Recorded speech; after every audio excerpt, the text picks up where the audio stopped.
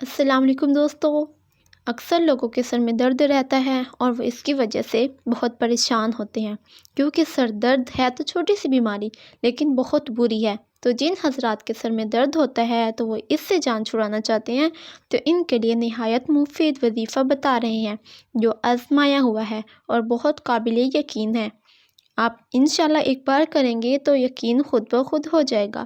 یہ وظیفہ کرنے سے آپ کو پھر کبھی سر کا درد نہیں ہوگا، چاہے وہ کتنا پرانا مرضی ہو۔ انشاءاللہ جو بھی درد ہوگا فوراً ختم ہو جائے گا اور آپ پہلے جیسے بالکل ٹھیک ٹھاک ہو جائیں گے۔ آپ نے یہ وظیفہ اللہ کی رحمت پر پورا یقین رکھ کے کرنا ہے۔ تو اب ہم آپ کو بتا دیتے ہیں کہ وظیفہ کیا ہے اور کس طرح سے کرنا ہے۔ تو یہ قرآن پاک کی ایک چھوٹی سی سورت ہے جو کہ بہت آسان ہے، چھوٹے چھوٹے بچوں کو بھی آتی ہے۔ آپ یہ وظیفہ خود اپنے لیے بھی کر سکتے ہیں اور دوسرے دوستوں یا گھر والوں کے لیے بھی کر سکتے ہیں۔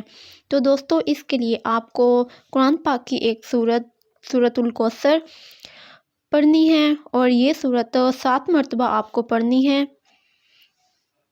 اور سر پر ہاتھ رکھ کے پڑھنی ہے، اور پڑھ کے آپ نے دم کر دینا ہے، یعنی پھونک دینا ہے اپنے سر پہ، اور پھر ہاتھ ہٹا لیں۔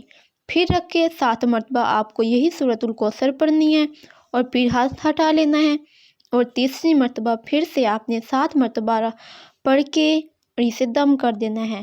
انشاءاللہ آپ ایک مرتبہ یہ عمل کریں گے تو سر کا درد ٹھیک ہو جائے گا، اور اگر بہت زیادہ ہے، ٹھیک نہیں ہو رہا، تو دوسرے دن بھی اسی طرح کریں۔ انشاءاللہ پرانی سے پرانی درد بھی ٹھیک ہو جائے گی۔